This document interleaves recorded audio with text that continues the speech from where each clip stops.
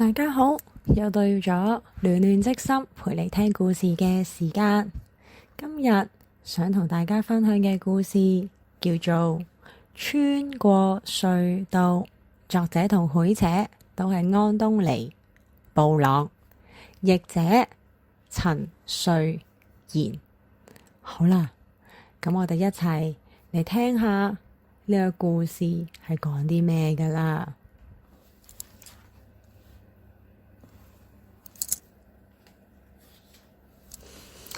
從前，有個地方有一個哥哥同一個妹妹，佢哋生得唔似樣，個性亦都好唔一樣。妹妹中意一個人喺屋企睇書諗下嘢，哥哥呢，佢就中意喺出面同朋友玩。佢哋成日都會大叫大笑，唔係拎住個波揼啊踢啊，就係彼此撞嚟撞去。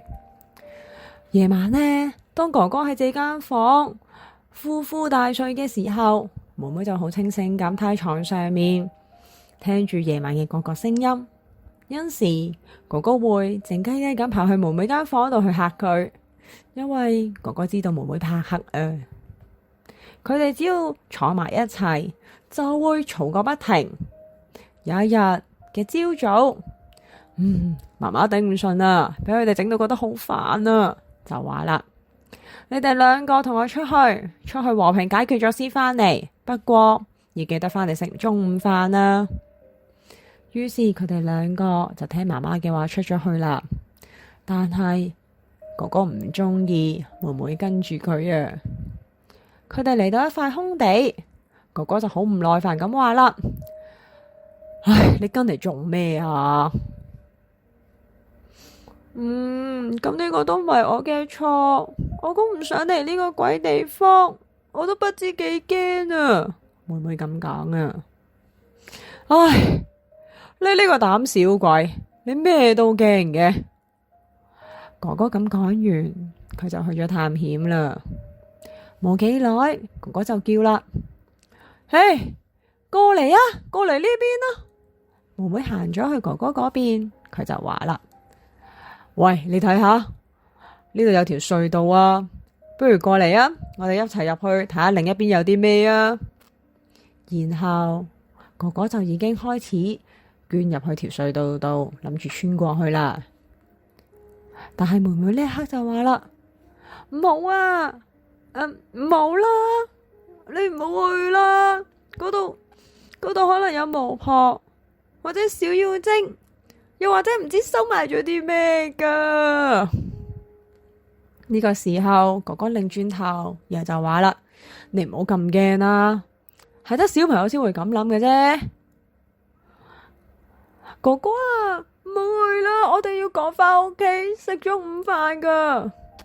妹妹咁講嘅時候，佢都望住哥哥穿過條隧道，但係妹妹好驚呢條隧道啊，所以佢出面等，諗住等哥哥出嚟。佢等咗好耐好耐，哥哥都一直都冇出現到，佢就嚟等到喊出嚟啦。點算好啊？哥哥唔喺度啊，仲未出嚟啊！佢只好硬住頭皮，都跟住入咗條隧道啦。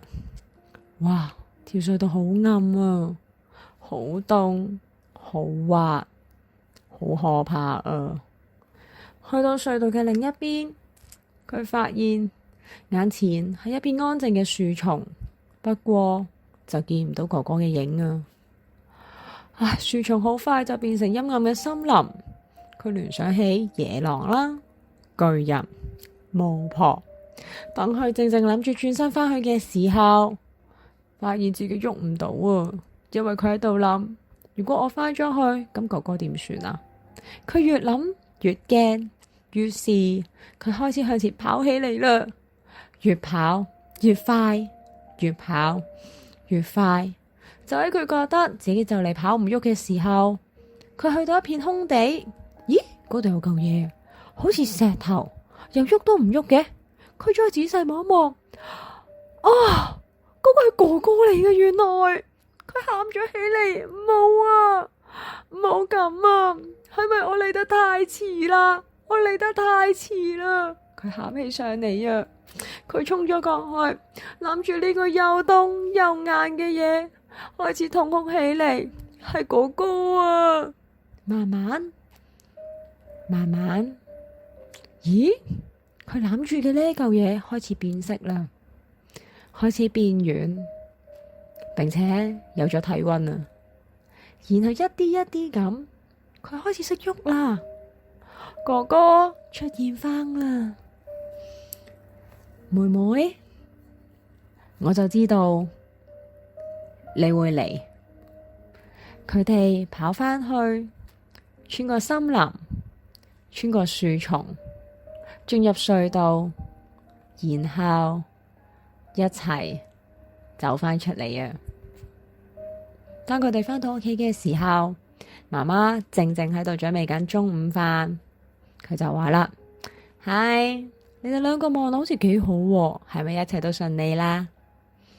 妹妹對住哥哥笑，冇出到聲。哥哥亦都對住妹妹笑。就係咁，呢個故事就完結啦。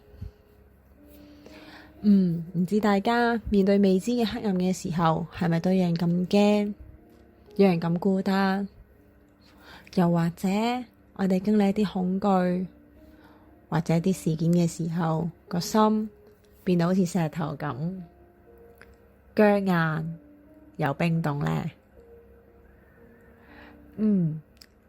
但係放心，我哋會有勇氣，總有勇氣讓我哋向前去穿越呢個隧道。又或者我哋需要嘅就係一個溫暖嘅擁抱。咁好啦，我希望大家可以喺呢個故事入邊都送俾自己，送俾對方一個好好嘅擁抱，一齊走過黑暗嘅道路同隧道。咁我哋今日暖暖的心陪你聽故事嘅時間就嚟到呢度啦，我哋下次再見啦。